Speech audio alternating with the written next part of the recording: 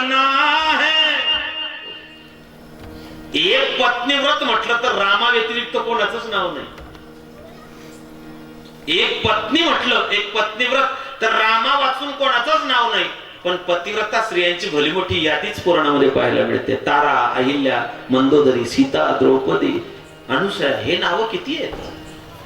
महिलांची संख्या भरपूर आहे, पण एक पतिव्रत रामा व्यतिरिक्त नंतर कोणीच झालं नाही, बिलकुल नाही. शास्त्र म्हटलं की गीता, ममत्व म्हटलं की माता, आणि पातिव्रत्य म्हटलं की सीता. राजा दशरथासोबत भगवान बोलले, कैकेयीला 2 गोष्टी सुनावल्यात, लक्ष्मणाला काही सांगितलं आणि सीतेच्या महालात परमात्मा आले. देव विचार करतात की माझी सुकुमार कोमलांगी सीता 14 वर्ष कशी राहील.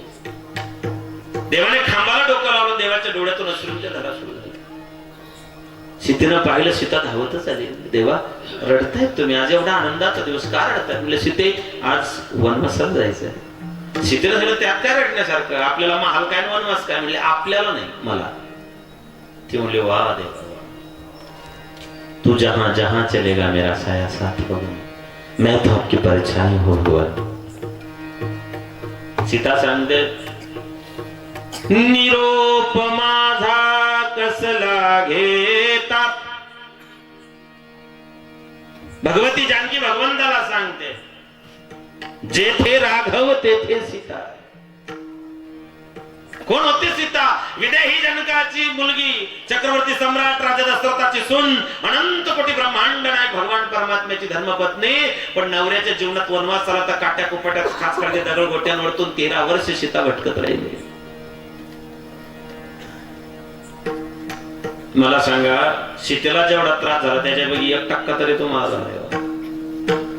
हा, सीतेला जेवढा त्रास झाला त्याच्यापैकी 1% तरी तुम्हाला आहे. तरी नवऱ्यानं 2 थापडा मारले, तुम्ही 498 देतच. आय एम ऑलवेज करेक्ट ही भावना रुजली सध्या. कुटुंबातलं जे काही वात्सल्य, जे काही जिव्हाळा होता ना, तो लोप पावत चाललेला आहे. माणसाचा इगो हर्ट झाला की त्याला सहन नाही होत. आज कोणीच कॉम्प्रोमाइज करायला तयार नाही, कोणीच नाही. प्रत्येकाला मला वाटतं मी माझा अहंकार कसा जपला पाहिजे. आणि नात्यांमध्ये अहंकार नसतो, प्रेमामध्ये अहंकार नसतो. ते कुटुंबातली जी काही जिव्हाळ्याची जी भिंत आहे ते तुमच्या युगोमुळे नष्ट होऊ देऊ नका. भगवती जानकीने एवढा कष्ट सहन केले. मायबापाओ, नोकराची परीक्षा कामावर राहिल्यावर, अन्नाची परीक्षा पचल्यावर, बायकोची परीक्षा गरिबी आल्यावरती होत असते. श्रीमंतीमध्ये कोणी गावरान तुपाचा शिरा करून खाऊ घालीन, काही नवल नाही त्याच्यात. खरी तिची परीक्षा ही गरिबी आल्यावरती होत असते. अन्नाची परीक्षा पचल्यावर असते. काही लोकांचा आहार खूप जबरदस्त असतो. काही लोक या 32 वेळा चावून, आयुर्वेदाप्रमाणे 32 वेळा चावून खाल्लं तर बाकीचे बरेच प्रॉब्लेम थांबतात माणसाला. काही तुझ्यावर एकदम फास्ट असतं, उचल गोया बुज नया, उचल गोया बुज नया, उचल गोया बुज नया. काय आहार, काय लिमिट आहे का. मी ते शावल तालुक्यात गेलो, आम्ही जेवायला बसलो, माझ्या समोरचा माणूस 19 पोळ्या खाऊन गेला. 19. त्याला म्हटलं काका फुगी जाशील रे. तो म्हणे बाबा कीर्तन झाला एवढंच खासू म्हणे. म्हटलं मन घर कधी जे नको, तू जेवढं खास तेवढं मी आठवडा भर लागत आम्ही तो 19 पोळ्या खाल्ल्या त्याने. पण त्याचा मी फेटाबाद त्याला विचारलं, म्हटलं काय प्रकार काय. ठीक आहे, तुम्ही शेतकरी, तुमचं कष्टाचं शरीर धिप्पाळ माणूस आहे, आहार तुमचा चांगला आहे. पण मग तुम्ही जेवताना, एक मी ऑब्झर्व केलं तुमचं, की तुम्ही जेवताना, जेवण करताना असं पोटाला बोट टोचायचे, मग कपाळाला बोट टोचायचे, हा काय प्रकार होता. तो म्हणे महाराज खरं सांगू का, जोपर्यंत हे पोट या कपाळा इतकं कडक होत नाही तोपर्यंत आपलं पोटच भरत नाही. अन्नाची परीक्षा पचल्यावर होते, नोकराची परीक्षा कामावर राहिल्यावर होते, आणि बायकोची परीक्षा गरिबी आल्यावरती होत असते. निरोगी काया, पतिव्रतात साया, जीवनातलं 3रं सुख सुपुत्र मुलगा. मुलगा सुपुत्र पाहिजे, कुपुत्र नको. पुरे एकचे पुत्र माय पोटी हरी स्मरता धरे कुळकोटी. जास्त नसले तरी चालते. आंधळ्याला किती होते?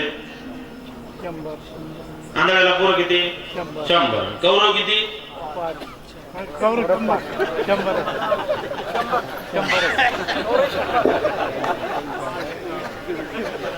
किती होते? 100.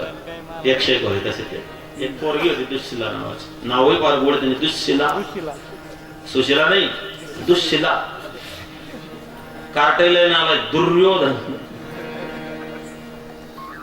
कोणीच तुम्ही असं ऐकलं का? तमाम भाविकांना सत्यानंद झाल्याप्रमाणे यावर्षी योगेश्वर कॉलनी शिरपूर यांच्या वतीने कौरवांचा सप्ताह आयोजित केलेला आहे. 100 होते. गांधारीच्या पोटी शतमूर्ख तू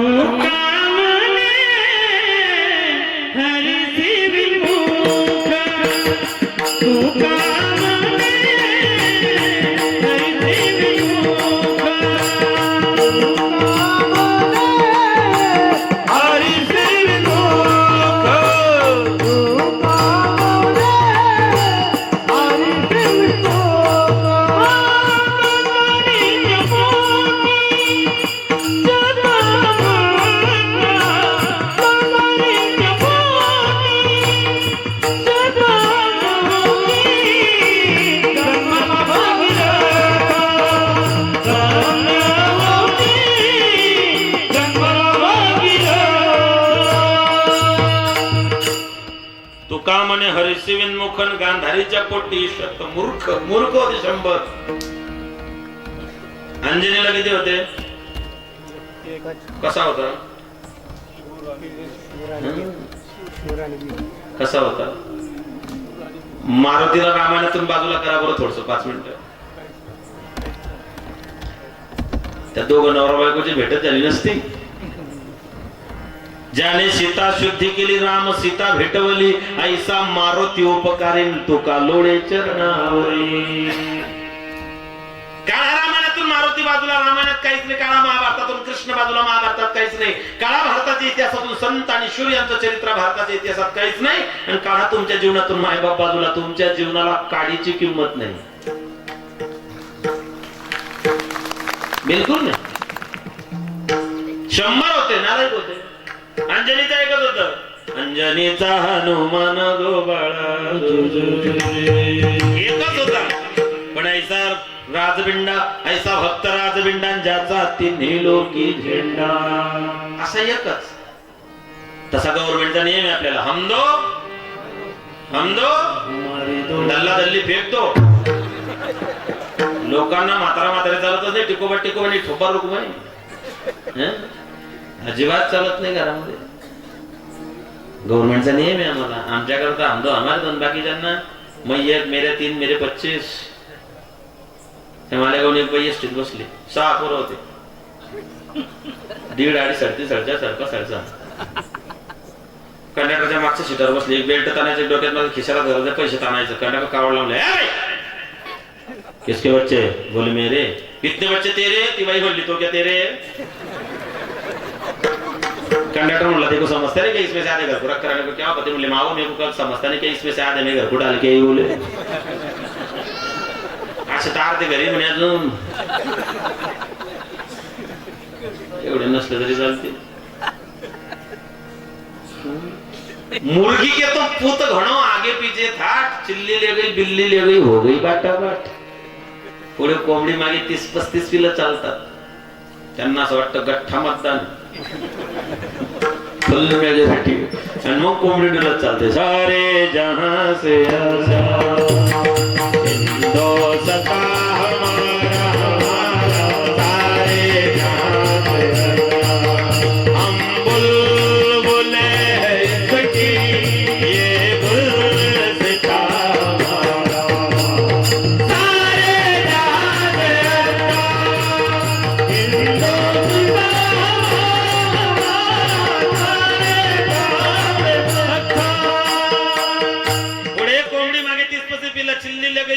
हो गई बाटाबाट. एक टेम्पो खाले, ट्रॅक्टर खाले, मोटरसायकल खाले, बायरसाने एक मांजरने एक बोक्यानं उपडवली. एकटी कोंबडी उरली कुठपर्यंत?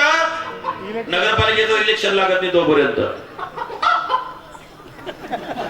सोबत झालेले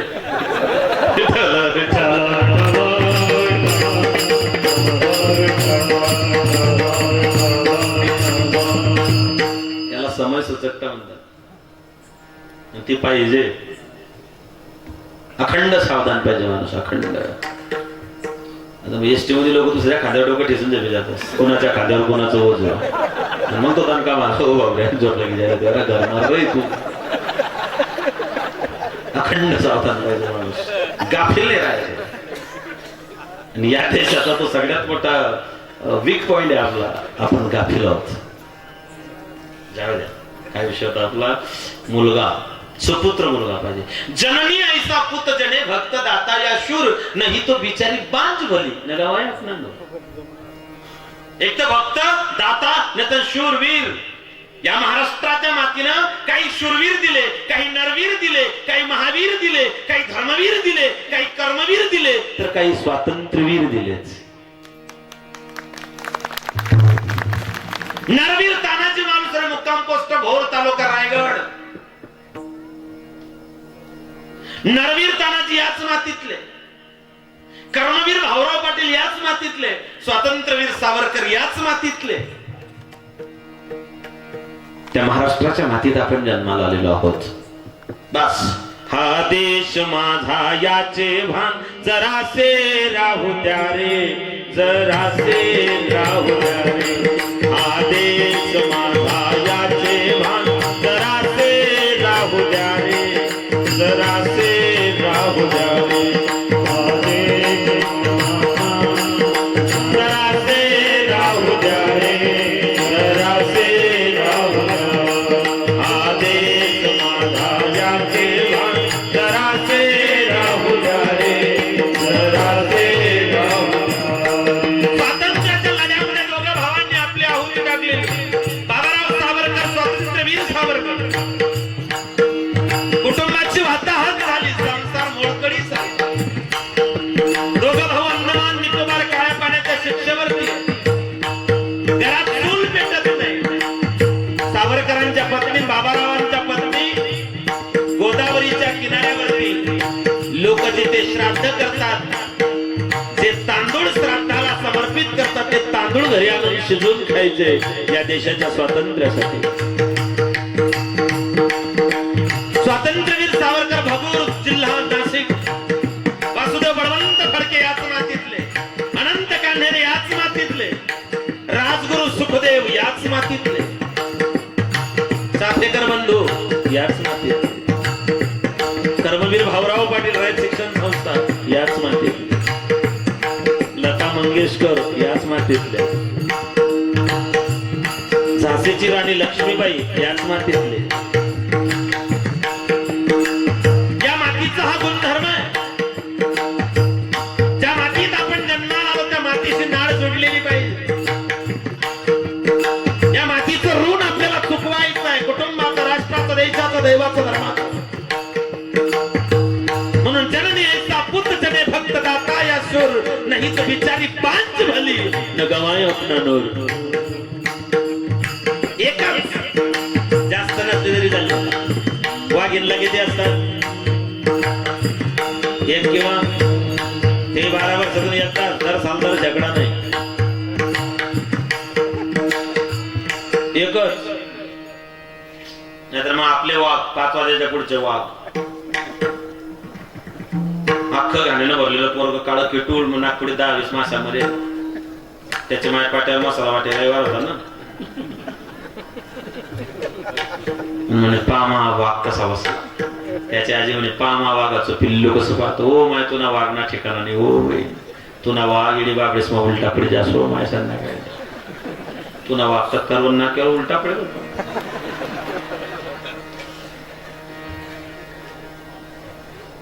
आमच्या शेजारचा पिऊन आला 8 दिवस अगोदर. दरवाजा बंद होता. घरातच ठेवत नाही, तुला फारकतीच देतो. दरवाजा वाट. अर्धा घंटा बोंबलत राहिला. अर्ध्या घंट्यानंतर त्याच्या लक्षात आलं बायको 2 दिवसापासून माहेरी गेली आणि चावी आपल्याच खिशात आहे. काय करा तुम्ही अशा बाबांना? ठिकाणा राहिला नाही, ठिकाणा आभाळ फाटलं, कुठे कुठे ठिकाण देणार. बरं लेकरही तशीच आहेत. घरामध्ये मुलगा सुपुत्र पाहिजे, घरात संपत्ती दैवी संपत्ती पाहिजे. वाटेल त्या मार्गाने पैसा कमवू नका. महाराजांनी जोडोनिया धन म्हटलेलं आहे, कमवून धन नाही. जोडोनिया धन उत्तम, चांगल्या मार्गाने कमवा.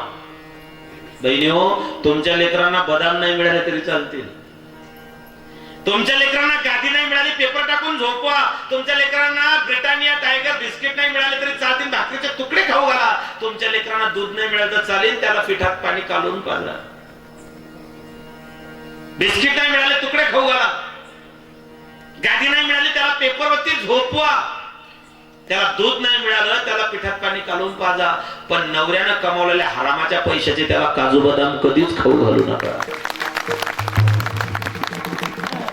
जर तुम्हाला या राष्ट्रामध्ये युगपुरुष, राष्ट्रपुरुष, महापुरुष, संत पुरुष जन्माला यावे असे वाटत असतील तर,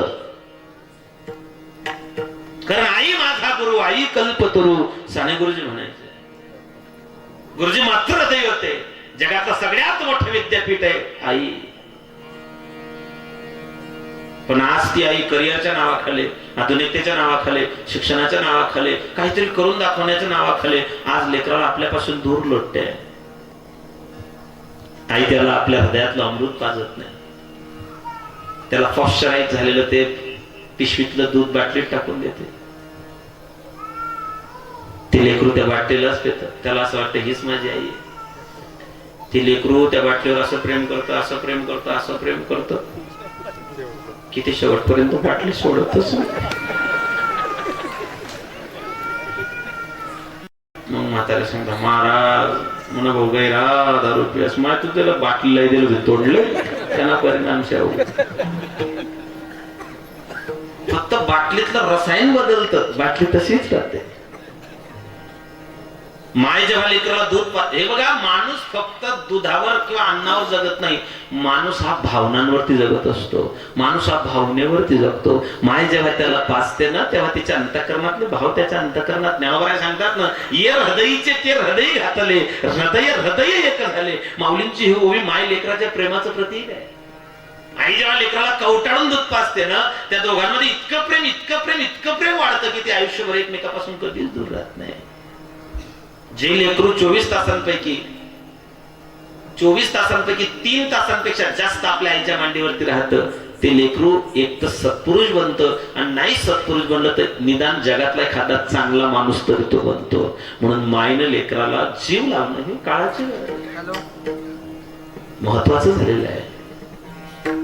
शासनाला आईला सांगावं लागतंय की त्याला अंगावरचं दूध पाज, याच्यापेक्षा किती खालावलो आपण. जाहिरात द्यावी लागते शासनाला, करोडो रुपये खर्च करून जाहिरात सांगतं की माँ का दूध बेटे के लिए सर्वोत्तम है. असली माय काय कामाची हो? ज्या मायला पैशाच्या, करिअरच्या आणि नोकरीच्या नावाखाली ती आपल्या लेकराला जवळ करू शकत नाही, असली माय काय कामाची आम्हाला? शिवरायांना जिजाऊने घडवलं, त्यांचा त्याग किती आहे. लेकराला घडवताना जिजाबाई राजांपासून 40 वर्ष दूर राहिल्या, सोपं आहे. शहाजी राजांपासून आऊसाहेब 40 वर्ष दूर राहिले, 14 इयर्स. तेव्हा हिंदवी स्वराज्याचे संस्थापक घडवले गेले. तू आई आहे, आणि आईवरती खूप मोठ्या जबाबदाऱ्या असतात. हे सगळ्यात मोठे विद्यापीठ आहे. हे ज्ञान विद्यापीठात, कॉलेजमध्ये, महाविद्यालयामध्ये नाही मिळणार. सध्या शिक्षण क्षेत्राबद्दल न बोललेलंच बरं, फार चांगलं आहे ते सध्या. आता एक पोरग 9वी 3 वर्ष फेल झालं, 3 वर्ष. काय त्याचं प्रेम त्या 9वी वरती, इतकं प्रेम, 3 वर्ष एकाच वर्गात. मास्तर कंटाळले, म्हणले कारट्या लाज वाटली पाहिजे, एकाच वर्गात 3 वर्ष नापास झाला. अरे तुझ्या वयात संत श्रेष्ठ ज्ञानोबांनी ज्ञानेश्वरी लिहिली होती. त्याने शांतपणे उत्तर दिलं, गुरुजी माझ्या वयामध्ये ज्ञानोबांनी ज्ञानेश्वरी लिहिली होती, पण तुमच्या वयामध्ये ज्ञानेश्वर महाराजांनी समाधी घेतली होती, तुम्ही अजून इथेच. काय करा तुम्ही अशा कारट्यांना? तोड नाही त्या लेखकाला. काय विचारतील? हे बघा, मूर्ख मुलं जन्माला येणं बंद झालेलं आहे. तो कोटा संपला, बाणट बाणट बंद विचारलं अजिबात नाही. लेकरं एकदम शार्प आहेत, हुशार आहेत, खूप हुशार आहेत. म्हणजे ज्या मला 12वी पर्यंत कळालं नाही ते लेकरांना पहिलीत कळतंय. इतकं फास्ट आहे हे युग. लेकर खूप शार्प आहे, फक्त त्यांना योग्य मार्गदर्शनाची गरज आहे. तुम्ही योग्य मार्गदर्शन करा, त्यांच्यापैकीच कोणीतरी स्वामी विवेकानंद तुम्हाला पाहायला भेटणार आहे. बस तुम्ही जे जाऊ हा चित्त शुद्धी सेवा देवाची. हित म्हणजे काय? हित ते करावे.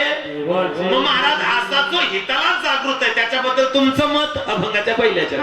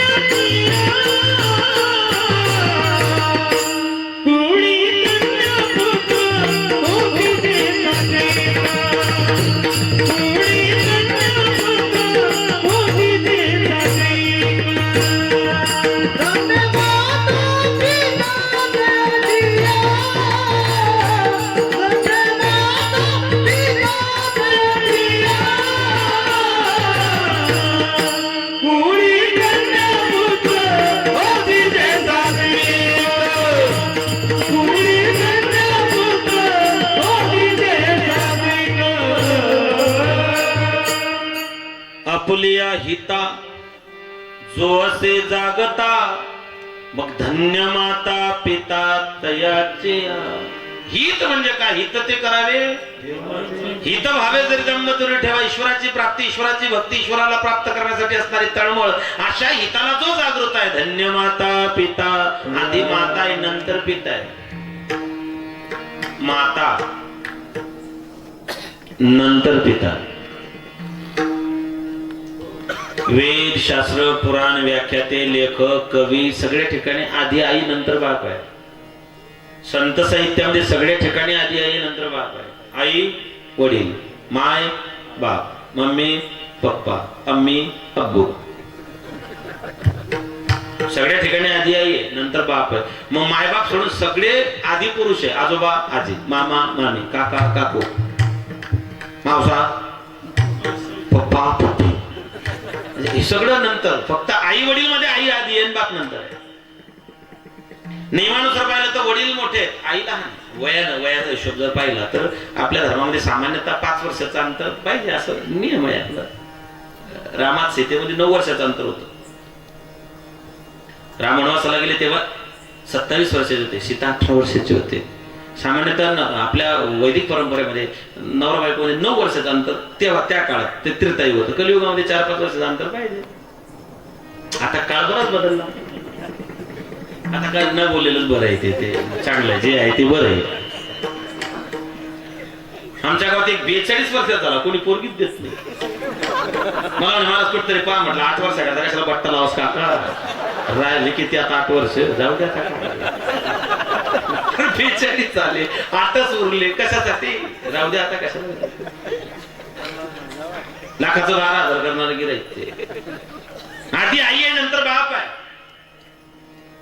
सगळ्या संत परंपरेमध्ये सगळ्या संतांनी आधी आईचंच नाव घेतलेलं. ज्ञानोबा सांगतात कवणाचे माय बाप, कवणाचे गणगोत मृग जळवत.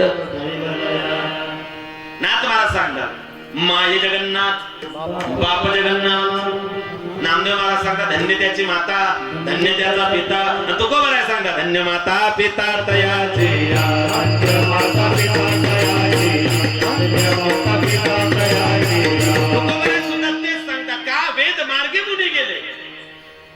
भाष्यकारात ते वाटतो ज्ञानोबा सांगतात मुखे बोलू वेदवाणी.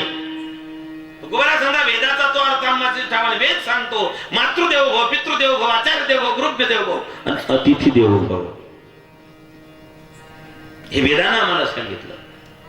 म्हणून आधी नमस्कार आईला, नंतर वडिलांना. आईचा त्याग, आईचं समर्पण, आईचं बलिदान हे वडिलांपेक्षा नक्कीच जास्त आहे, श्रेष्ठ आहे. ईश्वरानं सृजन शक्ती फक्त तुमच्याकडे दिलेली आहे. तुम्ही भगवंताची असणारी सगळ्यात सुंदर कलाकृती आहे. भगवंताला सगळ्या ठिकाणी जाणं शक्य नव्हतं म्हणून त्याने आईची निर्मिती केली.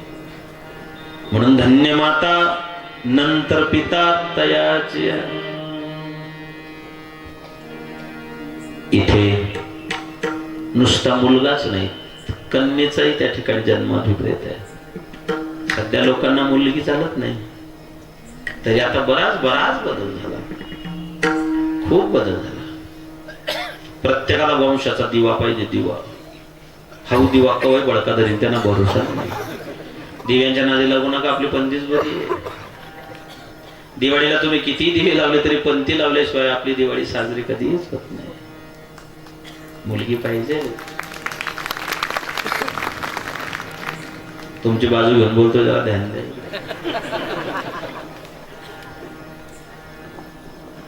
आता मुलींची संख्या घटली. 1000 मुलांच्या मागे फक्त 810 मुली आहेत. 190 पोरांचं काय.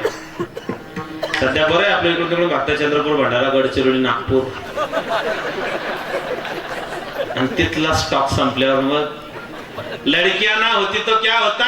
दुनिया परेशान, तन्हा इंसान, गलिया सुनसान, न जानू न जान, हर तरफ जय हनुमान. गल्ली गोळात मारुती, एका कोणीत 10 मारुती झाल्या मारामाऱ्या. ज्या पोऱ्याचं लग्न होत नाही त्याचा बाप समाजात फिरतो, महाराज समाज व्याकार आहे. म्हटलं समाज चांगला आहे भाऊ, तुला चित्रक नालायक रे. काय नालायक बाप पोऱ्याचा बाप झाला रे. त्याला अजिबात वळण लावलं नाही, तू नालायक माणसा. मुलगी पाहिजेच. बुंदेलखंडों के हर बोलो से हमने सुनी कहानी थी, खूब लड़ी मर्दानी वह तो झांसी वाली राणी थी. जिजाऊ तुम्ही नसता तर नसते दिसले मंदिरांचे कळस, नसते दिसले मंदिरांचे कळस, नसते दिसले अंगणामध्ये तुळस. किंमत केली दुधाची तुझ्या आईची जाग, किंमत केली दुधाची तुझ्या आईची जाग. झाला महाराष्ट्राचा राजा शिवाजी राजा, झाला महाराष्ट्राचा राजा शिवाजी राजा.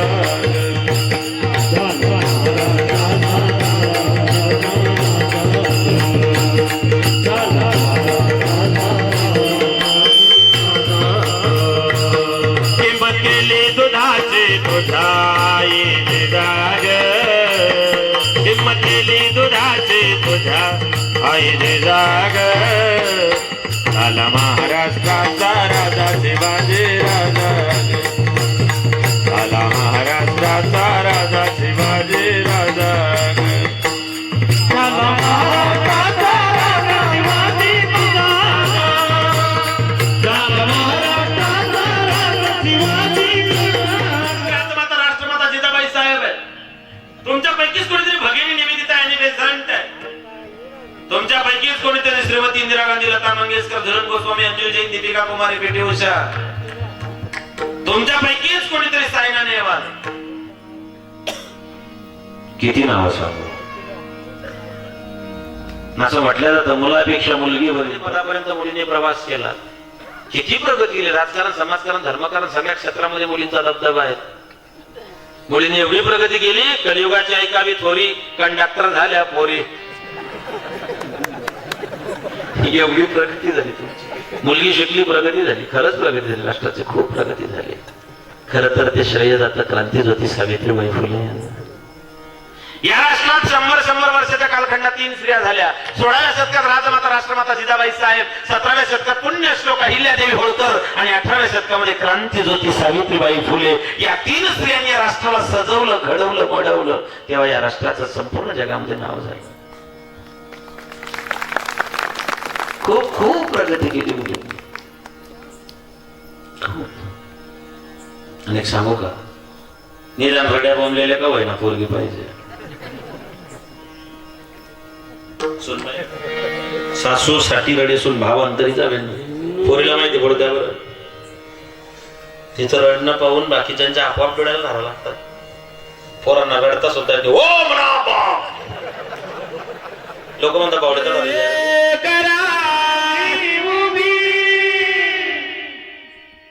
अंतर्पाठ पाहायचं नाही, याचा जीव जायचा.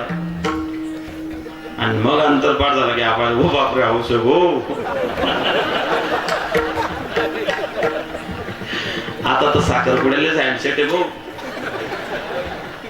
बॅलन्स बी हाऊस मारा, हँडसेट बी हाऊस दे, रिचार्ज बी हाऊस मारा. 399 3 महिना फुल टॉक टाइम 1.5 GB. पोरची माय मोठ्या कौतुकान म्हणते आमना जेव्हा गाय रामख्य आहे का बर रातभर चॅटिंग चालूच हो.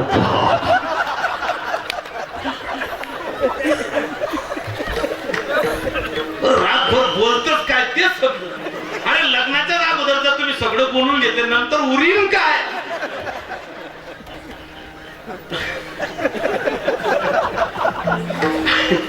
पहिल्या 4 महिन्यात जर तुम्ही सगळंच बोलून घेतले नंतर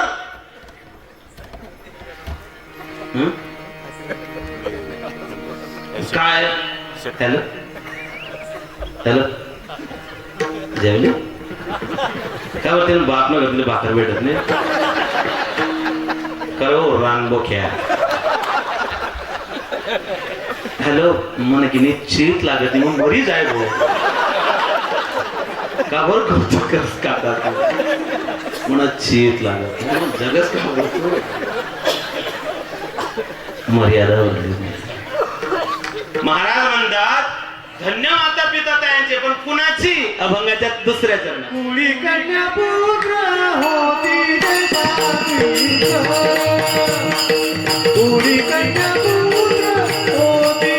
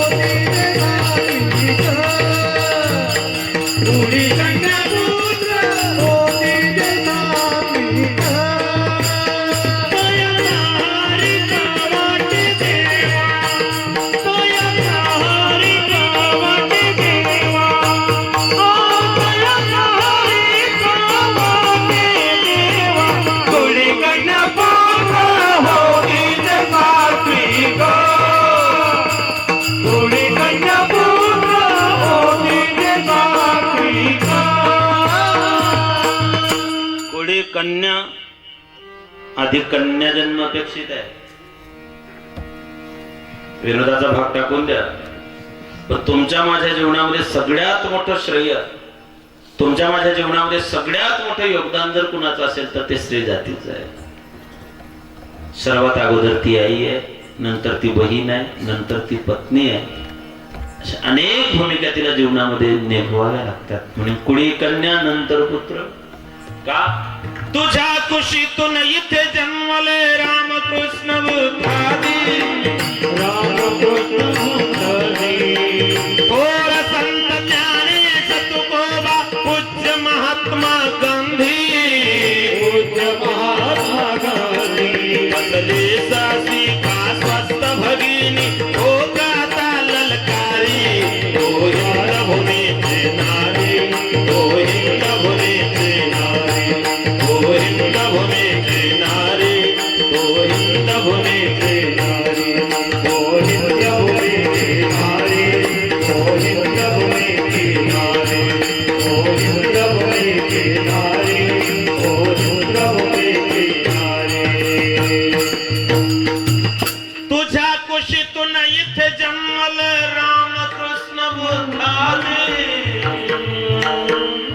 थोर संत ज्ञानेश तुकोबा पूज्य महात्मा गांधी पूज्य महात्मा गांधी बसले सासी का स्वस्थ भगिनी हो गाता ललकारी तो हिंद भूमीचे नारी तो हिंद भूमीचे नारी. हम भारत की नारी है फूल नहीं चिंगारी है.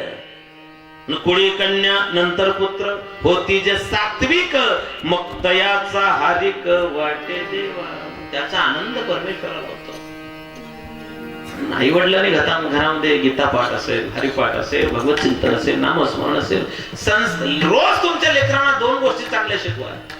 जिजाबाईनं पोटात राजा बनवला, आता पेटीत राजे जन्माला येतात. सुभद्रेनं चक्रव्यूह फोडायचा अभिमन्यूला पोटात शिकवलं. कयादूनं भक्तीचे धडे प्रल्हादाला पोटात दिले. जिजाबाईने ते संस्कार त्या गर्भावरतीच घातलेले आहेत.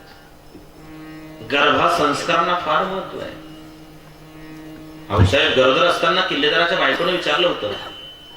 परवा मी शिवनेरीवरती होतो. पायथ्याला बेलसर नावाचं गाव आहे, तिथे कीर्तन होतं. शिवनेरी पायथ्यालाच असल्या कारणामुळे आम्ही गडावर गेलो होतो. काय दुर्दशा त्या गडाची. एक सांगू का, ते समुद्रामध्ये जे स्मारक बांधताय महाराजांचं, ते नाही बांधलं तरी चालेल. तोच पैसा जर गड किल्ल्यांच्या संवर्धनासाठी वापरला तरी तो इतिहास टिकून राहील. काही बांधू नका ते स्मारक तिथे, पण जे गड किल्ल्यांची दुर्दशा झालेली आहे. शिवनेरी तर अर्धा खचलेला आहे. फक्त महाराजांचा जन्म झाला तेवढी खोली शाबूत आहे, बाकी सगळी पडझड झाली, काही उरलं नाही तिथे. प्रतापगडाची तीच अवस्था आहे, रायगडाची तीच अवस्था आहे. कुठं स्मारक बांधताय तर भांडणं करताय. 4 वर्षापासून तेच चालू आहे तुमचं. काही बांधू नका ते स्मारक. जे आहे गड किल्ले तेच तुम्ही सुधरवा, आणि प्रत्येक किल्ल्यावर सीसीटीव्ही लावा, म्हणजे बरं होईल. थोडस जे पाहायला भेटतं तिथे त्याच्यापेक्षा राजांनाही लाज वाटत असेल की काय प्रकार आहे. मायबाप जिजाबाईंनी राजांनाच गर्भामध्ये संस्कार घातले होते. किल्लेदाराच्या बायकोने विचारलं होतं, जिजाऊ काय खावंच वाटतं, काय प्यावंच वाटतं, कुठे जावंच वाटतं, कुठे हिंडावंच वाटतं. जिजाऊने सांगितलं होतं, बाईसाहेब आम्हाच वाटतं ते वाघावर बैसावे. हे जिजाबाईंचे डोहाळे आहे. कारण गर्भाची आवडी मातेचा डोहाळा. आम्हाच वाटतं ते वाघावर बैसावे. आताही डोहाळे, फक्त थोडासा फरक आहे. आम्हाच वाटतं ते भिंतीचे पोपडे काढून खावे. आम्हाच वाटतं ते मुलतान मातीचे ढेकळं खावे. मुलतान मातीचे ढेकळं खाऊन राजा जन्माला येत नाही, डेबरे पोर जन्माला तर डेबरे.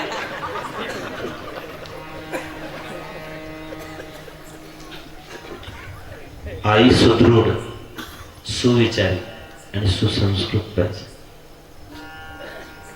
तीच जर दिवसभर व्हॉट्सअप फेसबुक चॅटिंग करत असेल, लेकराला कधी शिकवणार?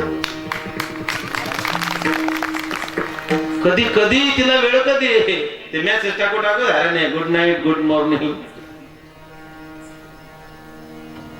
आई तू आई इतकं इतकं फाटलेलं आहे सध्या. त्याचे दुष्परिणाम फार थोड्या दिवसामध्ये आहे. काही दिवसांत तुम्हाला दवाखाने स्वतंत्र वार्ड, जसा मलेरिया, टायफॉइड, तसा व्हॉट्सअप रोग झालेले माणसं सापडतील तुम्हाला.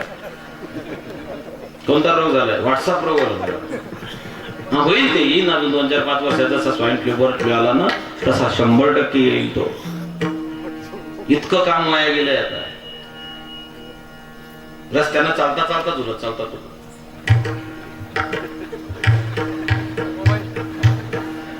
काही चढी जायला.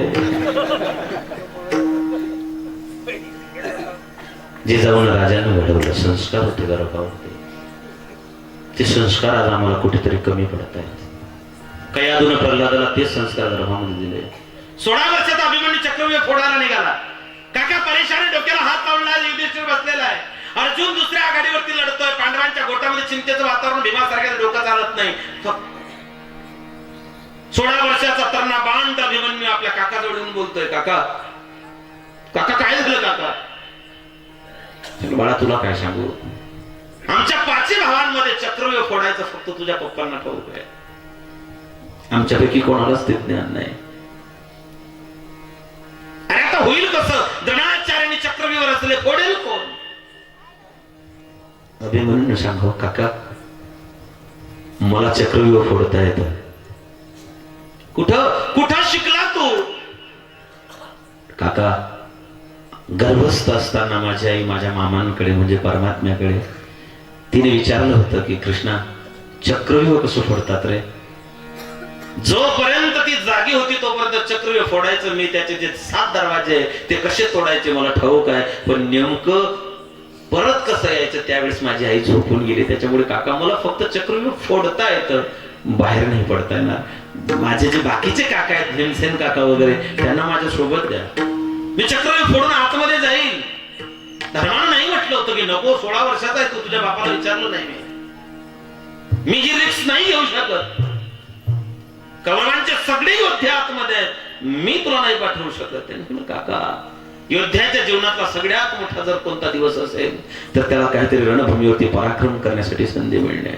आणि म्हणून जाऊ द्या ना काका, मी फोडतो ना चक्रव्यूह. म्हणले नाही रे, 16 वर्षाचा आहे तो अभिमन्यू. म्हणले नाही मी जाईल काका, मला आशीर्वाद द्या. नाही इलाज असता धर्मानं त्या ठिकाणी त्या अभिमन्यूला परवानगी दिली. वर्ष सोडा, चक्रव्यूह फोडलं त्याने. पण झालं काय, अश्वत्थाम्याला भगवान महादेवाचं वरदान होतं की त्याने भीम आणि बाकीच्या पांडवांना बाहेर रोखून धरलं. एकटाच चक्रव्यूहामध्ये अभिमन्यू अडकला, एकटा 7 जणांसोबत लढला, एकटा. या देशाच्या तरुणांच्या आणि या मातीचा एक गुणधर्म आहे, दस दस को एकने मारा गिर गए होश गवा के. एकटा अभिमन्यू, 7 योद्धे. आणि योद्धे सामान्य नाहीत. द्रोणाचार्य, कृपाचार्य, अश्वत्थामा, दुर्योधन, दुःशासन, कर्ण आणि जयद्रथ. ही एकटं 16 वर्षाचं कोवळं पोरग. पण सांगू का, कौरवांना हेच कळत नव्हतं हा अर्जुन आहे की अभिमन्यू. इतका तोडीस तोड अभिमन्यू सूर्यास्तापर्यंत लढला. पण शेवटी दुर्दैव आहे, कर्णानं पाठीत बाण मारलाय त्याच्या. मृत्युंजय मध्ये शिवाजी सावंतने कर्णाला किती मोठा हिरो बनवला असला, कर्णाबद्दल किती, कर्ण माणूस म्हणून खूप चांगला असेल, पण राजकारणामध्ये कर्णाची एक बॅक साइड आहे. भर सभेत द्रौपदीला वेश्या म्हणणारा दुसरा कोणीच नव्हता, तो कर्ण होता. सगळं सगळं माणूस म्हणून खूप ग्रेट आहे कर्ण. दाता म्हणून तर त्याला तोड नाही, उदार म्हणून कर्णाला आजपर्यंत तोड नाही. शेवटी त्याने मागणी मागितली कृष्णाला, कृष्णा मला अशा जागेवरती अंत्यसंस्कार कर जिथे कुवारी भूमी असेल, जिथे आजपर्यंत कोणीच गेलं नसेल. आणि जगाच्या पाठीवर अशी एकमेव भूमी आहे, त्याला कर्णप्रयाग म्हणतात. तिथे ती कुवारी भूमी आहे. हा अधिकार कर्णाचा आहे. जगात असं शेवट कुणाचाच नाही, तो फक्त कर्णाचा आहे. आणि तो त्याच्या दातृत्वाच्या बळावरती आहे. हे योद्धे एकटा अभिमन्यू आहे. असा मुलगा घरात पाहिजे, असा मुलगा कुटुंबात, असा मुलगा वंशात, असा मुलगा घरात जन्माला आला पाहिजे. वयवर्ष 13 होतं शंभूराजांचं. वयवर्ष 13 वर्षाच्या वयामध्ये शंभूराजे 13 भाषा शिकले. पोर्तुगीजांची भाषा, मुघलांची भाषा, इंग्रजांची भाषा, तामिळी, फ्रेंच, मराठी, संस्कृत. 13 वर्षाच्या वयात शंभूराजे 13 भाषा शिकले. नुसते शिकले नाही तर त्यांनी त्या भाषेतून ग्रंथ सुद्धा लिहिले. नायिका भेद, बुधभूषण हे ग्रंथ शंभूराजांनी वयाच्या 13व्या वर्षी लिहिले. काय गंमत आहे बघा, जे लेकरू शास्त्र चालवू जे लेकरू शास्त्र वाचू शकतं ते शस्त्र चालवू शकत नाही, आणि जे शस्त्र चालवू शकतं ते शास्त्र वाचू शकत नाही. पण जगाच्या इतिहासात असा एकमेव योद्धा आहे की तो शास्त्रही वाचत होता आणि हाती शस्त्रही चालत होता. असा एकमेव योद्धा धर्मवीर शंभूराजे, एकमेव. असं तुम्हाला इतिहासात कुठेच पाहायला मिळणार नाही. जो शास्त्र वाचतो तो शस्त्र उचलत नाही, जो शस्त्र होतो तो शास्त्र उचलत नाही. एक पोरग परदेशात गेलं, काही वर्ष परदेशात राहिलं, घरी आलं. विमानतळावर त्याला घ्यायला गाडी गेली. श्रीमंताचं पोरग, बापाने विचार केला पोरग परदेशात गेलेलं आहे, नेमकं पोरग काय बनेल त्याचे काहीतरी आपण लक्षणं जाणायला पाहिजे. परदेशात शिकलेला आहे. त्याने टेबल ठेवला, टेबलवरती 3-4 वस्तू ठेवल्या, दारूची बाटली ठेवली, चाकू ठेवला, पैशांचं बंडल ठेवलं आणि भगवद्गीता ठेवली. पोरग आलं, बापाने विचार केला पोरानं जर भगवद्गीता उचलली तर पोरग सत्पुरुष बनेल, त्यागी बनेल, महात्मा बनेल किंवा समाज सुधारक बनेल. चाकू जर उचलला तर हा गुंडा बनेल.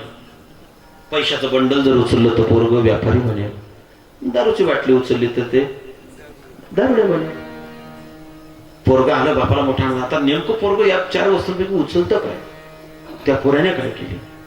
पैशाचं बंडल उचललं, खिशात घातलं, चाकू उचलला, कमरेत खोचला, दारूची बाटली उचलली, तोंडाला लावली, भगवद्गीता घातली, बगलेत घातली, निघाला. बापाने ओळखलं हे पोरग पुढे कोठारी बनणार आहे. हे तेच करू शकतील, बाकी त्यांना कुठे जमत ते. हे सगळं कॉम्बिनेशन फक्त तिथेच पाहायला भेटतं आपल्याला. लेकराचे पाय कळून जातात शस्त्र आणि शास्त्र. शंभूराजे 9 वर्षाचे असताना बापानं सांगितलं, बाळराजे आपल्याला आग्र्याला जायचंय, 1 मिनिटात तयार. 9 वर्षाचा मुलगा 1250 किलोमीटर घोड्यावर बसून बापाच्या सोबत जातोय. 1250 किलोमीटर. इनोवा नाही, क्रिस्टा नाही, फॉर्च्युनर नाही, फजेरो नाही, बोलेरो तर टायर्स नाही. 1250 किलोमीटर 9 वर्षाचं लेकरू बापाच्या पाठीमागे बसून घोड्यावरतून जात आहे. तिथे काय झालं? तिथे चुकामुक झाली. मिर्झा राजांवरती शब्दविष टाकून गेले, दगा फटका झाला. राजाने जाणून अपमानित केलं औरंगजेबाने. तुम्ही आजही जर लाल महालात गेलात, माफ करा, लाल किल्ल्यात गेलात, आज तिथे दिवाणे आम, दिवाणे खास तुम्हाला आजही पाहायला मिळतात. ज्या दिवाणे आम मध्ये छत्रपती शिवराय उभे होते, तिथे गेल्यावर अंगावर काटे येतात. आणि मायबाप फेब्रुवारी महिन्यामध्ये मी वृंदावनात गेलो होतो, आग्र्याला गेलो, त्या बाईची कबर पाहिली. आमच्यातली एक म्हातारी हळदी कुंकू घेऊन गेली. सिक्युरिटी टाईट असते तरी त्या म्हातारीने हळदी कुंकू लपवून नेलीच तिथे ताजमहल मध्ये. तिथे कबर पाहिली, तिच्या हळदी कुंकू टाकलं तर सिक्युरिटी आणलं, बुढ़िया क्या कर रहे हो? बोले पूजा कर रहे. निकाला. बाहेर आली, म्हणे महाराज. म्हटलं आजी काय करत होत तू? म्हणे भाऊ मी तर त्या मंदिरामध्ये हळदी कुंकू वाहत होती. म्हटलं मंदिर नाही ते एका बाईची कबर आहे. ते म्हातारी मला म्हणे मग तुझं डोकं फिरलं का? म्हणे महाराज मग मला तरी का भरली घ्या म्हणे तू. ती कबर पाहिली, बाहेर आलात. आजही तुम्ही गेलात आग्र्याला, ताजमहल पाहून बाहेर आलात की बाजूला लाल किल्ला आहे, आणि त्या लाल किल्ल्याच्या समोर घोड्यावरती बसलेला माझ्या राजाचा खूप मोठा अश्वारूढाचा पुतळा आहे. उत्तर भारतात आग्र्याला जिथून राजे ज्या लाल किल्ल्यातून बाहेर पडले त्याच्या समोर राजांचा खूप मोठा पुतळा आहे. आणि तिथे जेव्हा मराठी माणूस जातो आणि आग्र्यामध्ये जेव्हा शिवाजी महाराजांना घोड्यावरती बसलेला पाहतो, प्रत्येकाची छाती 56 इंचाची झाल्याशिवाय राहत नाही तिथे. इतका स्वाभिमान माणसाला तिथे. राजे उभे राहिले. राम सिंह, तू भी जानता है, तेरा बाप भी जानता है, तेरा बादशाह भी जानता है कि मैं कौन हूं. मैं एक स्वतंत्र मराठा रियासत का राजा हूं. जानबूझकर मुझे अपमानित किया जा रहा है, क्यों? आहिस्ता बोले राजा साहब, औरंगजेब के सामने दीवाने आम में ऊंची आवाज करने वाले की गर्दन धड़ से अलग की जाती है. चाहे मेरे गर्दन धड़ से अलग कर दो राम सिंह, लेकिन मैं चुप नहीं बैठूंगा. सह्याद्रीचा सिंह गर्जतो, शिव शंभो राजा, दरी दरीतून नाद गर्जला महाराष्ट्र माझा. जय जय महाराष्ट्र माझा, गर्जा महाराष्ट्र माझा. जय जय महाराष्ट्र माझा, गर्जा महाराष्ट्र माझा. जय जय महाराष्ट्र माझा, गर्जा महाराष्ट्र माझा.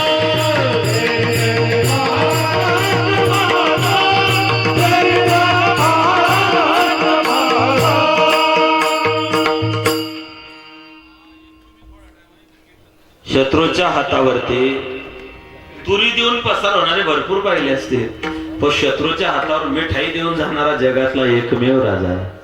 निश्चयाचा महामेरू, बहुत जनांचे आधारू, अखंड स्थितीचं निर्धारू, श्रीमंत योगी. 9 वर्षाचं लेकरू बापाला बाहेर कसं पडता येईल, आपल्याला कसं बाहेर पडता येईल याचा विचार करतात. बाहेर पडलेत, राजाने त्यांना मागे ठेवलं. मथुरेला काही महिने राहिलेत. नंतर एकटे मुलखापासून, राजापासून, बापापासून, आपल्या राज्या माणसांपासून शंभूराजे. शस्त्र आणि शास्त्र या दोघांचं कॉम्बिनेशन म्हणजे धर्मवीर शंभूराजे. पण त्यांच्या जीवनामध्ये, लेकरांच्या जीवनामध्ये सात्विकता निर्माण होण्याकरता काय करावं लागेल? अभंगाच्या 3ऱ्या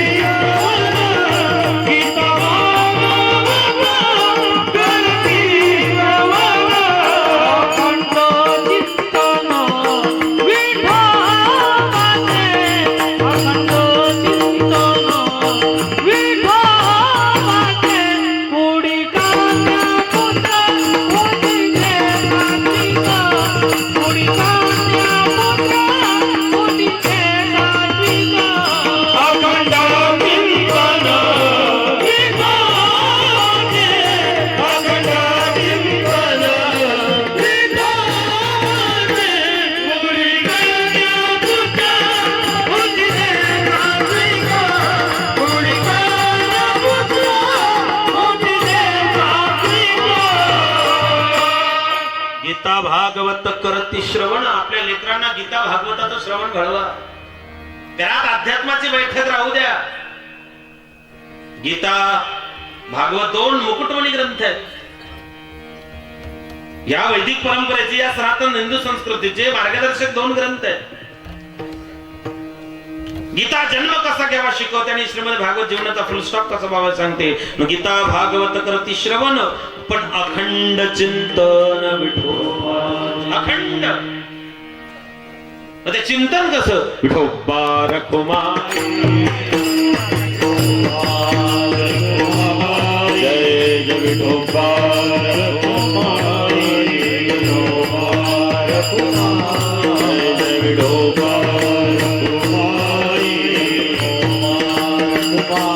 जय जय विठोबा रखुमा. टाळी वाजवा, भजन करा. विठोबा रखुमा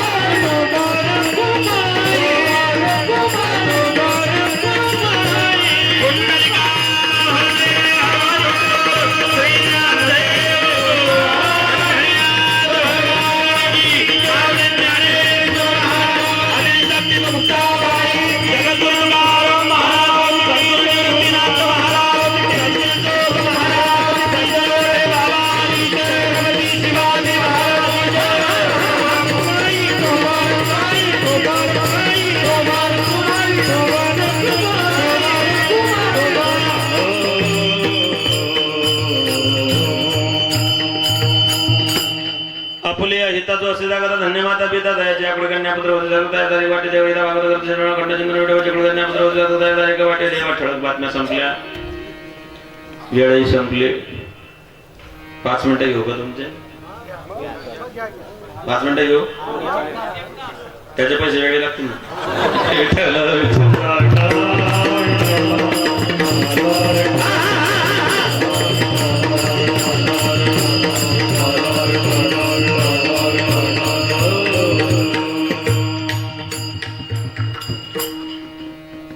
काल परवा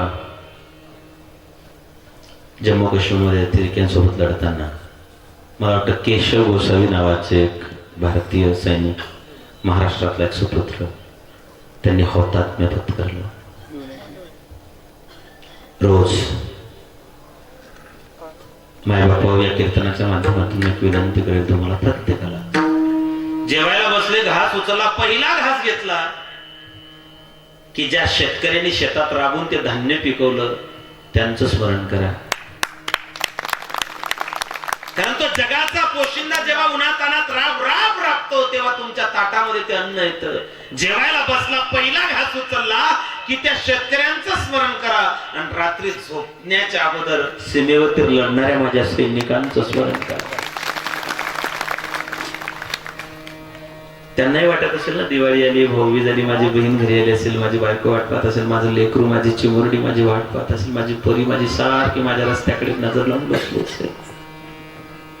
माँ का दिल बनके कभी सीने से लग जाता है तो, और कभी नन्ही सी बेटी बनके याद आता है तो, जितना याद आता है मुझको उतना तड़पाता है तो, तुझ पे दिल कुर्बान, तू ही मेरी आवरू, तू ही मेरी आरज़ू, तू ही मेरी जान।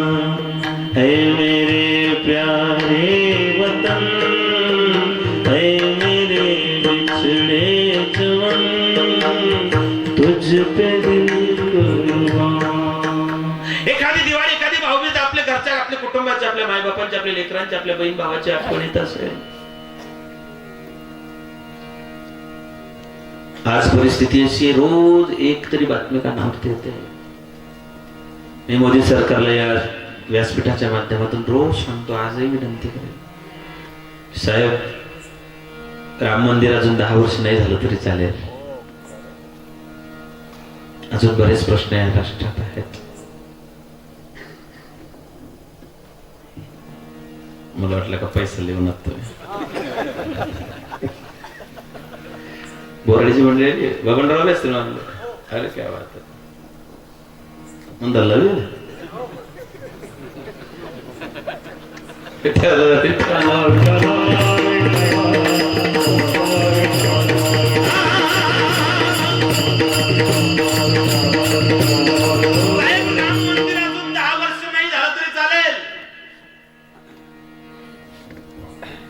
सीमेवरती रोज शहीद होणाऱ्या माझ्या सैनिकांची ती हौतात्म्य जरी तुम्ही थांबवलं तरी भरपूर झालं. बहुत हो चुका मोदी जी कि मौन तुम्हारे खलते हैं, बहुत हो चुका मोदी जी कि मौन तुम्हारे खलते हैं, रोज सैनिकों के शव देखकर दिल हमारे जलते हैं. बहुत हो चुका मोदी जी कि मौन तुम्हारे खलते हैं, रोज सैनिकों के शव देखकर दिल हमारे जलते हैं. अब की बार झटका दे ही दो, अब की बार झटका दे ही दो, जो कश्मीर की बात करे लाल किले पे लटका दो, लाल किले पे लटका दो. कारण या देशातला प्रत्येक सैनिक सांगतो कि ऐ पाक तेरा ख्वाब नजारा ही रहेगा, तू किस्मत का मारा है कि मारा ही रहेगा, तेरे हर सवाल का जवाब करारा ही रहेगा, और कश्मीर हमारा है, हमारा ही रहेगा. दोस्तों को दोस्ती से तलवार, दोस्तों को दोस्ती से, गद्दारों को तलवार से. भारत तो चाहता है जो भी हो प्यार से. तू अगर सर पटक के जान भी दे दी तो है धारा कहा तेरे शमशेर में, कश्मीर तो लिखा है भारत की तकदीर में. बीवी और बच्चों से बढ़कर कश्मीर तो मेरी जानो है, बीवी और बच्चों से बढ़कर कश्मीर तो मेरी जानो है. मत कर धमाके की बात पाकिस्तान, भारत का हर पत्थर परमाणु है, भारत का हर पत्थर परमाणु. तेव्हा म्हणा कुडी कन्या पुत्र होती जे सात्विक, तयाचा हर एक वाटे देवा. निर्जा नावाचा चित्रपट आला होता मागे, बघा आठवतो का तुम्हाला निर्जा. त्या निर्जाने जेव्हा प्लेन हायजॅक झालं त्यावेळेस खूप मोठी भूमिका. आम्ही जे पिक्चर पाहिलं पाहिजे पाहणे सायराडना मागे धावतो कटप्पाने भाऊ बोले को क्यों मारा. वर्षभर राष्ट्र पागल झालं ते, वर्षभर वरीसभर काय झालं चलो, का बरं मारला चलो, का तो तुला माम भाऊ लागल. या देशात नको त्या गोष्टींना नको ते महत्व प्राप्त झाल्यामुळे चांगल्या लोकांची किंमत कमी होत चालली आहे. अनेक प्रश्न आहेत, अनेक गोष्टी आहेत. भगवंतानं माणूस म्हणून जन्माला पाठवलं. भगवान ने सबसे खूबसूरत चीज बनाई थी इंसान. जो भाई जो जैसा जीना वैसा जो, भगवान ने सबसे खूबसूरत चीज बनाई थी इंसान. क्यों समझा रहा हूं मैं तुम्हें. देवालाही वाटत असेल ना, त्याच्या काही अपेक्षा असतील ना तुमच्याकडून. स्वामी विवेकानंद म्हणतात तुमच्या जीवनात 2 दिवस फार महत्वाचे. एक दिवस ज्या दिवशी तुम्ही जन्माला तो दिवस, आणि दुसरा दिवस ज्या दिवशी तुम्ही हे सिद्ध करता मी जन्माला का आलो तो दिवस. हे 2 दिवस तुमच्या जीवनात फार महत्वाचे आहे.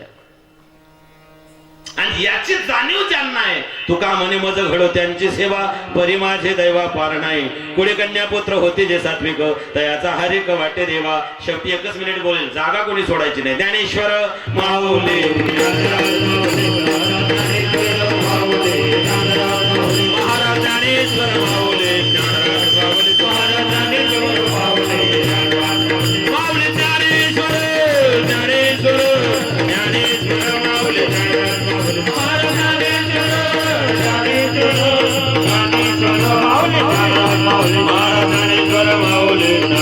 माऊली महाराज ऐकायला माऊली करविली तैसे केली कटकट वाकडे करण्याचे देव जाणे. तुमच्या पायाच्या प्रसादे काही बोलणं जर माझं क्षमा करण्यासाठी नवे अवदेश तुमच्या प्रवेश तुमच्या कृपे पासून म्हणजे मी तुका शब्द शस्त्राने बोलण्याच्या वगैरे एखादा वेळ वाकला सुद्धा निघणे शक्यता आहे. जर काही वेळ वाकला बोललो असेल माझ्या पत्रात टाका, भला मोठा शहरात आणलेला याच्या टाका. उद्या मी कोपरगावला कीर्तने माझं मळीला त्यांच्याकडे सोडून देऊ. जे चांगलं बोललो ते गुरुवाऱ्यांचं, जे वाईट बोललो ते माझ्या वाणीचा दोष. श्री अनंत गोपीनाथ संत साहित्यामध्ये प्रारब्ध हा शब्द बऱ्याच ठिकाणी. पोराचा बाप इंदुरीचा फॅन.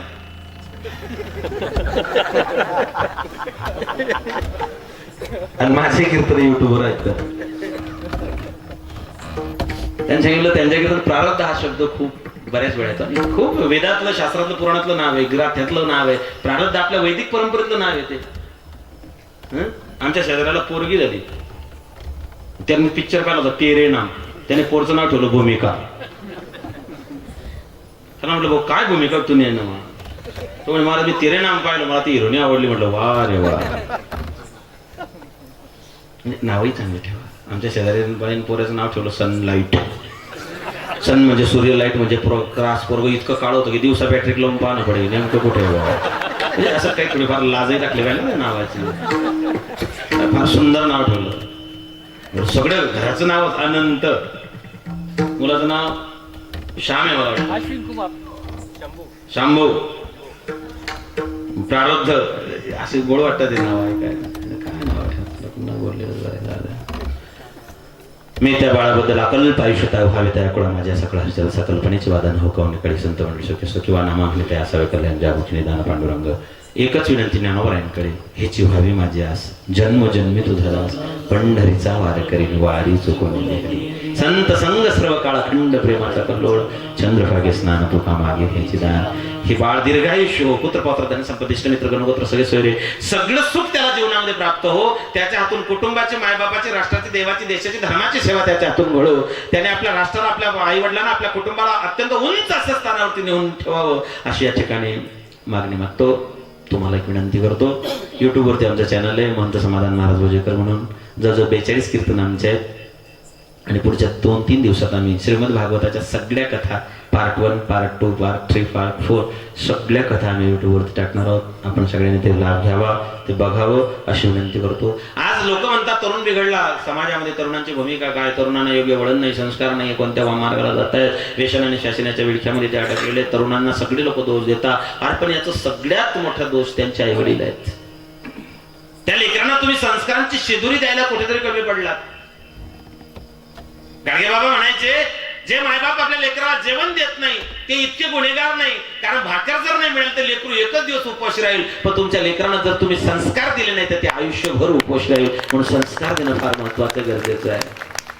आज लेकरांना संस्कार नाही. लेकर संस्कारहीन पिढी आमची जन्माला येते. म्हणून गर्भसंस्कारापासून याची सुरुवात होते. हा देश, Indian culture is the best culture. या देशातली संस्कृती, वैदिक परंपरा, सनातन संस्कृती, या देशातली परंपरा किती श्रेष्ठ, अनमोल किमतीची होती. आम्ही एक पुस्तक प्रकाशित केलं, भवितव्य जीवनाचे. समाजातल्या अत्यंत ज्वलंत प्रश्नावरती आम्ही याच्यावरती प्रकाश टाकण्याचा प्रयत्न केलेला आहे. याच्यामध्ये सुरुवात या राष्ट्राची संस्कृती कशी होती, युगपुरुष, राष्ट्रपुरुष, महापुरुष, संत पुरुष या राष्ट्रात कसे होऊन गेले, त्यांनी कशा पद्धतीने जीवन जगलं, इथून या पुस्तकाची सुरुवात होते. आणि पुढे येतात गर्भसंस्कार. सगळ्यात महत्वाचे लेकरांवरती गर्भसंस्कार. आणि आज अट्टहास आहे, मला मुलगा झाला पाहिजे. त्याकरता आमच्या वैदिक परंपरेनं काही मंत्र, काही त्या ठिकाणी उपासना, काही व्रत सांगितलेले आहेत. मुलगाच पाहिजे ना, मग पयव्रत पुरुषांकरता एक व्रत आहे फाल्गुन महिन्यामध्ये, आणि महिलांकरता 3ऱ्या महिने एक व्रत आहे, त्याचं नाव आहे पुसवन नावाचं व्रत. याची संपूर्ण माहिती या पुस्तकात आहे. नंतर येतं शिक्षण ब्रेड अँड बटर एवढ्यापुरतं शिक्षण मर्यादित नसावं. नंतर लग्न, मग ते अरेंज मॅरेज, लव्ह मॅरेज की लव्ह इन रिलेशनशिप. आणि मग त्या लव्ह मॅरेजचे दुष्परिणाम समाजाला किती घातक ठरतायत. काय होतं, जेव्हा अरेंज मॅरेज केलं जातं तेव्हा समाजाच्या, मायबापांच्या, नातलगांच्या पसंतीने त्या गोष्टी होतात. आणि पुढे जर संसारात काही प्रॉब्लेम आलेच तर त्याला सगळा समाज जबाबदार असतो. जेव्हा लव्ह मॅरेज केलं जातं तेव्हा त्याच्यात 3ऱ्या, 3rd पर्सनची अजिबात त्याच्यात इंट्री नसते. त्याच्यामुळे ते जोडणंही तुमच्या हाती, तोडणंही तुमच्या हाती. मग त्याचे किती भयानक दुष्परिणाम होतात. शेवटी तो डिप्रेशन मध्ये जातो, फ्रस्ट्रेशन मध्ये जाऊन त्याने नको ते निर्णय घेऊन शेवटी कित्येक लोकांचे आयुष्य संपलेत, त्यांनी आत्महत्या केल्या. असं होऊ नये यासाठी या देशातली वैदिक परंपरा आणि ती भारतीय संस्कृती, विवाह संस्कार, विवाहाचे प्रकार, याचे साईड इफेक्ट सगळे या पुस्तकामध्ये आहेत. नंतर येतात एकत्र कुटुंब पद्धती, आईवडिलांची जबाबदारी, आजोबाजींची आणि लव अँड रिलेशनशिप याच्यावरती प्रकाश जो टाकताना शेवटी लव जिहादवर त्यांनी याच्यात लिहिण्याचा प्रयत्न केलेला आहे की या राष्ट्रात सुरुवातीपासून धर्मभ्रष्ट करण्यासाठी काय काय हातखंडे वापरले गेलेत. तैमूरलंग, चेंगीज खान, मोहम्मद गझनी, घौरी, औरंगजेब, बाबर, हुमायूं यांच्यापासून या राष्ट्रामध्ये पार अल्लाउद्दीन खिलजीपर्यंत या राष्ट्राचे किती अतोनात हाल झाले आणि त्याची सगळी माहिती पुस्तकात आहे. याची बाहेर किंमत 135 रुपये. तर संभाजीनगरचे एक व्यक्ती, आमच्या बाबांचे मामे भाऊ गोकुळदादा, हे पुस्तक फक्त आम्हाला शाही आणि कागदचे पैसे घेऊन हे पुस्तक समाजापर्यंत हे विचार जावेत म्हणून फक्त 40 रुपयाला हे पुस्तक छापून देतात. आम्ही तेवढ्याच पैशाला ते पुस्तक विकतो. घरापर्यंत, घरातल्या प्रत्येक माणसापर्यंत हे विचार, तुमच्या मुलांपर्यंत, मुलींपर्यंत, तुमच्या लेकरांपर्यंत हे विचार पोहोचले पाहिजेत म्हणून हे पुस्तक आम्ही प्रकाशित करत होतो. जीवनाचे समोर आमची गाडी लागलेली आहे. 40 रुपये नको त्या ठिकाणी गुटखा खाऊन तुम्ही थुंकून फेकतात. हे 40 रुपयात तुमच्या लेकरांना संस्कारांची शिदोरी अनमोल विचारचे त्यांना प्राप्त होतील. जाताना प्रत्येकानं ते 40 रुपयाचं पुस्तक घ्यावं आणि या समाजाच्या उत्थानामध्ये आणि सुसंस्कृत समाजाच्या योगदानामध्ये आपला प्रत्येकाचा हातभार लावावा अशी सगळ्यांना विनंती करतो. सगळेच या ठिकाणी जीवाभावाची माझी मंडळी, मांजरोचे असतील, भडणतेचे असतील, बोराडीची मंडळी असतील, या ठिकाणी उपस्थित राहिले मी सगळ्यांना मनापासून धन्यवाद देईल. तुमच्या सगळ्यांच्या चरणावरती नतमस्तक होतो. झाली सेवा माऊली महाविष्णू श्रीमंत संत ज्ञानोबा यांच्या चरणी समर्पित करू आणि निरोप घेतो. पाळणा होईपर्यंत कोणीही जाऊ नका. बाळाला आम्ही या ठिकाणी टाकल्या जाईल पाळण्यामध्ये आणि मग एक पाळणा होईल. आणि खरं तर गवळणची अपेक्षा आहे, पण पाळणा असल्या कारणामुळे आपण बबन भाऊ गवळण आपण राहू देऊ आणि आता नुसता पाळणा म्हणू. पाळणाच आमचे म्हणजे इतके गोड पाळणा म्हणतात की तुम्हाला